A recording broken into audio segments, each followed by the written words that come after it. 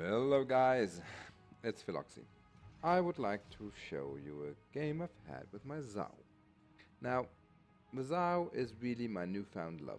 It is such an amazing ship. It is such an amazing ship.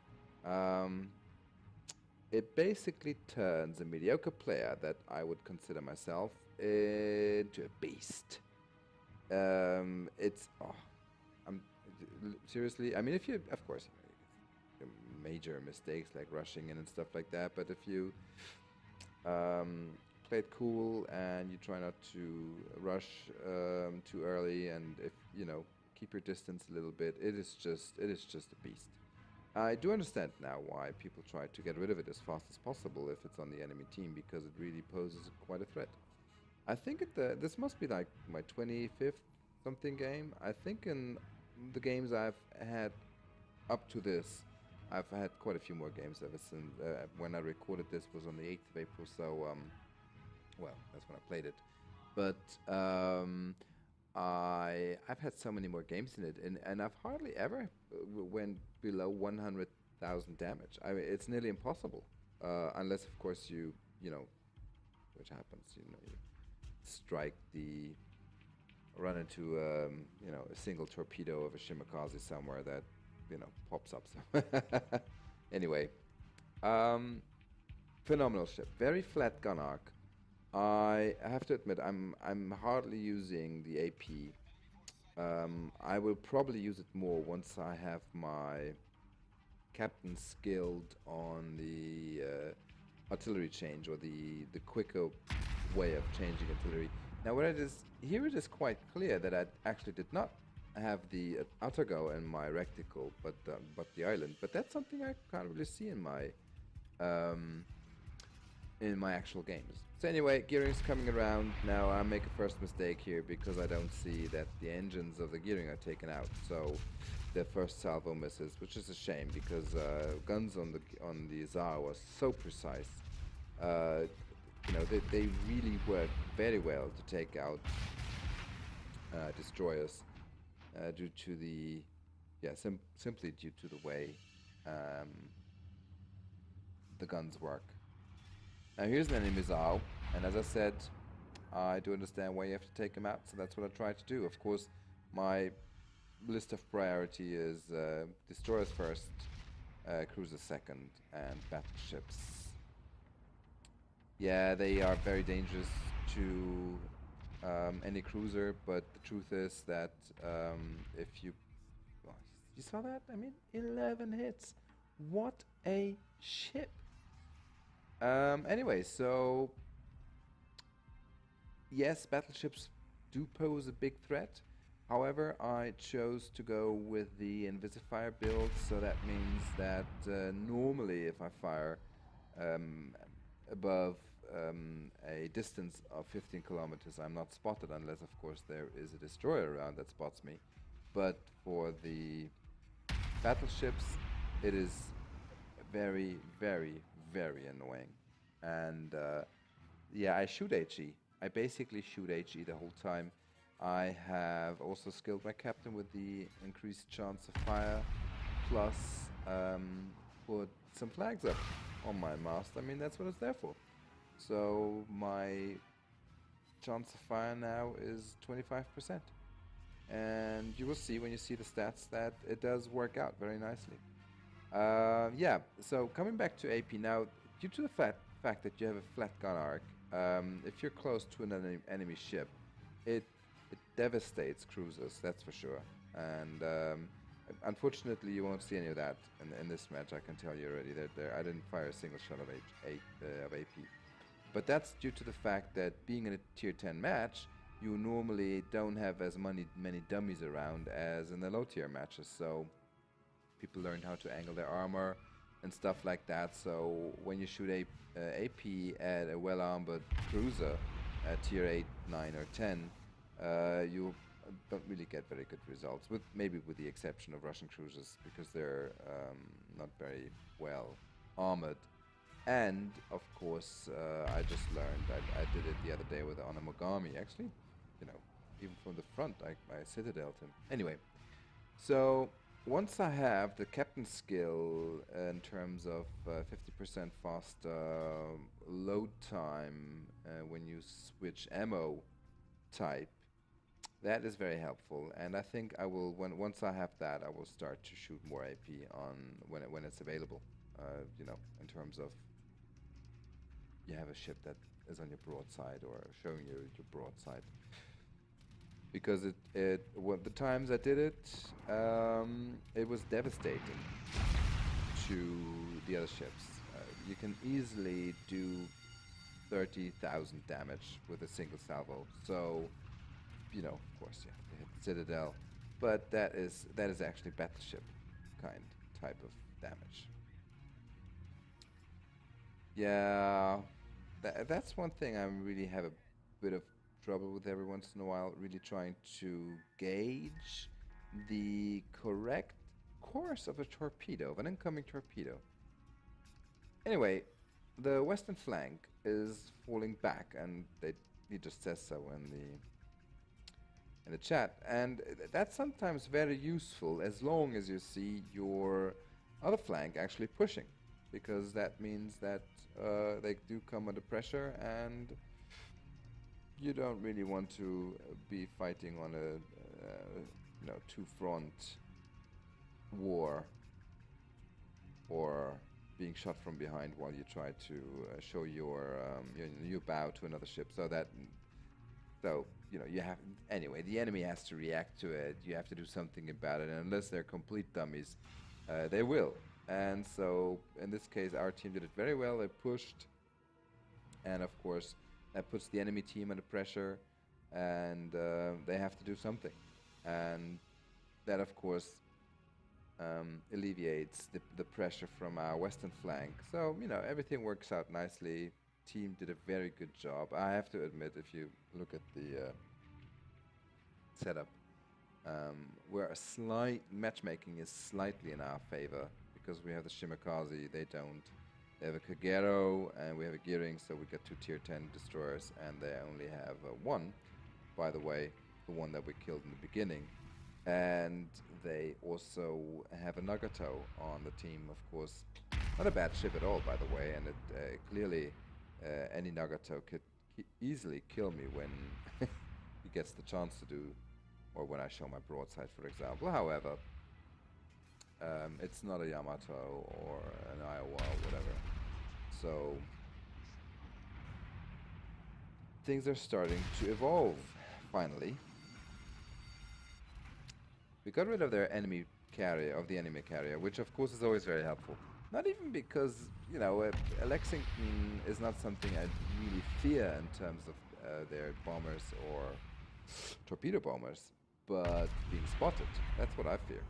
I don't like being spotted, I really don't. And that's why I try to get rid of the destroyers in the beginning, because that's really the only big threat that is there for me. You see, if I would have shot AP here, I'm quite sure the result would have been absolutely devastating to the Moskva. I mean, it's not as though I'm dealing little damage with 6,000, but, you know, you always wish for more.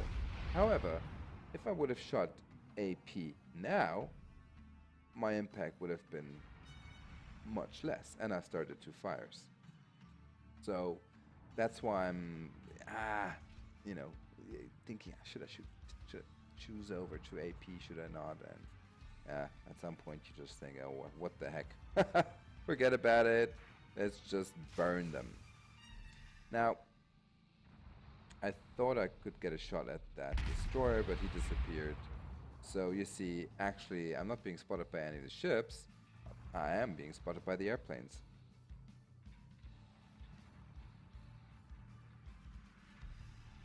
And that's really what a Zao is extremely good at. Really annoying the hell out of battleships from a distance farther away than your spotting distance, so in general 15 kilometers. And I mean, I've been in that position, and you just get so fed up, and you think, oh man, I mean, I'm burning and burning and burning, and it's just, and then at some point you get so fed up with burning that you use your repair kit, and of course, like, I don't know, let's say 20 seconds later you got hit by a torpedo and, you know, you're flooded. So that's how it works.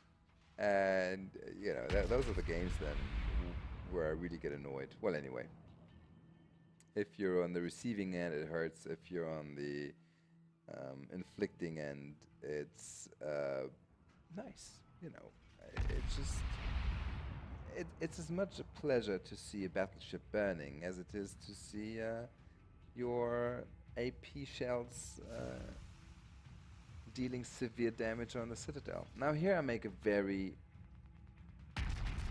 stupid mistake. I'm not moving. I mean, it's quite obvious. They're shooting at me. I'm starting to move now, and well, that's of course way too late, and you see I get punished for it immediately. I don't actually know why I did that. That's not normally something I do. You know, sit there like a stupid blind duck just waiting to be killed off. So anyway, I'm starting to move. Of course, that's way too late, and I do get punished for it, and rightly so, because if you are playing stupid, the enemy should make you pay for it. Ah, look at that. Ouch, ouch, ouch, ouch, ouch. Ouch, ouch. So, needless to say, I did survive this, otherwise my headline for this video would have been wrong. Anyway, the map Shatter is, by the way, one of my favorite maps. For some reason, I just simply love it. And so, in this kind of situation, your stealth really is very useful. So if you have a spotting range of only 9.7 kilometers when you don't fire, you know, you can get out of dodge and make sure that you're not being focus fired, because if you're low health, I mean, that's what everybody does here, right? So that was not a widespread. For some reason, it shows this being a widespread in the video. It's not. But I've had that problem recur every once in a while in a replay. Well, there you go. At some point, maybe Wargaming should really work out the replays, because people are using it so much. I mean, I'm quite sure they could reprogram this a little bit. Anyway, the torpedoes on the Zao are phenomenal. However, they only have a range of 8 kilometers. They are very, very fast though, with 76 knots. I'm sorry, not kilometers. 76 knots. So I've used them in some scenarios where you're behind an island, not really spotted, and maybe even if you're low health and people think they can pick you off easily or something, and due to the fact that you have 10 torpedoes on each side going down with 76 knots, and of course more than 20,000 damage per torpedo, that really is very bad news if you're on the receiving end, and you hardly have any chance to evade due to the speed, and the spread is really beautiful. And again, if you put out 10 torpedoes, you know, what do you want to do? Anyway, this of course is pure skill on my part. I wanted to give the Kutuzov something to shoot at, so he feels better. Yeah. You see, that would have been a good example of if I would have had my captain skill on changing ammunition there. I definitely would have preferred to shoot AP, but there you go. I didn't. So I didn't even bother to change the ammunition type, and that's what a Kutuzov does. I mean, they have very low, or what's their caliber? I think 150 or something. So, and they burn you, and that's why I really came to respect Kutuzovs, because they are very dangerous, and there's quite a few skilled players out there who play Kutuzov cruisers, and I certainly fear them. So here I think that should be the end of it then,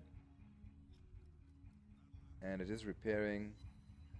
and it did stop. I didn't anticipate that, so that kind of went a bit off. So, of course, he's going backwards. So again, it's not really creating as much impact as I would have wished for. However, I am still hitting it, and it is repairing at quite a high rate. If you look at it, it, yeah. Uh, well, if I would have started a fire some other place, it would have been easier. But there you go. I mean, I'm sitting here. I can shoot. I'm not being spotted, and it's a very comfortable position I'm in.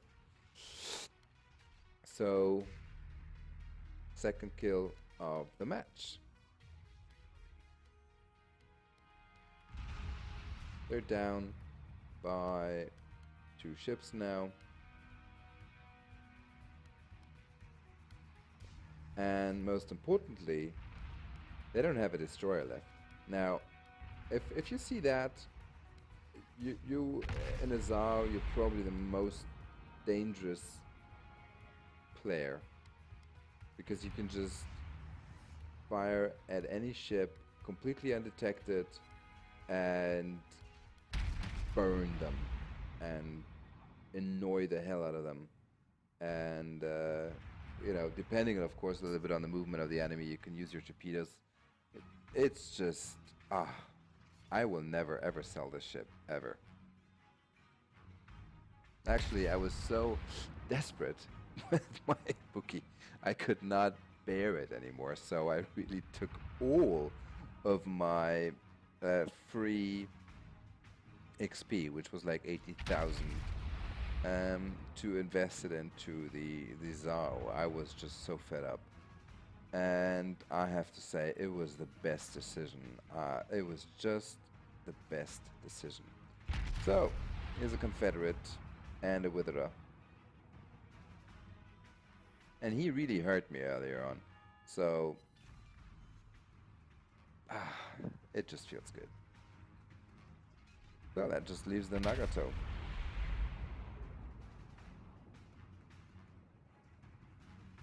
And look at the grouping.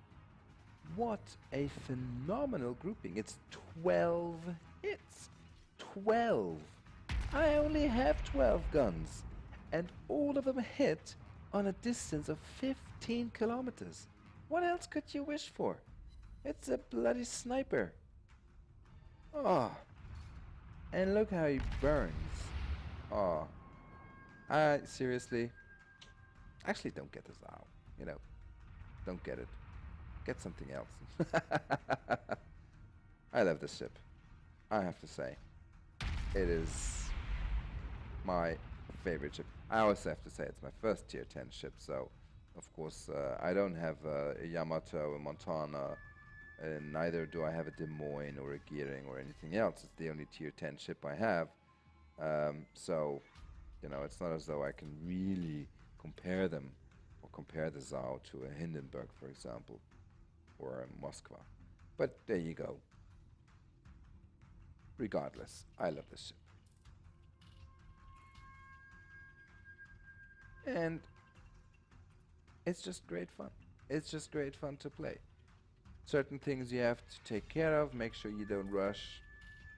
Make sure you are aware of the fact that you are facing shimikazes on a regular basis. So going in straight lines really is certain death. And I haven't had many games where I died early on, but whenever I did, it was normally I died to torpedoes. I don't actually think I ever died to enemy artillery. I mean, that's what I mean. You really try not to go in too close, but you can. You saw what you can do to destroyers due to the phenomenal accuracy and the flat gun arc. So it's just so great. I think my wife might actually get jealous if I keep on talking about this beauty like this. But you know what? You gotta love something. Okay, that maybe was quite mean. My wife's sitting next to me, by the way, and she's listening.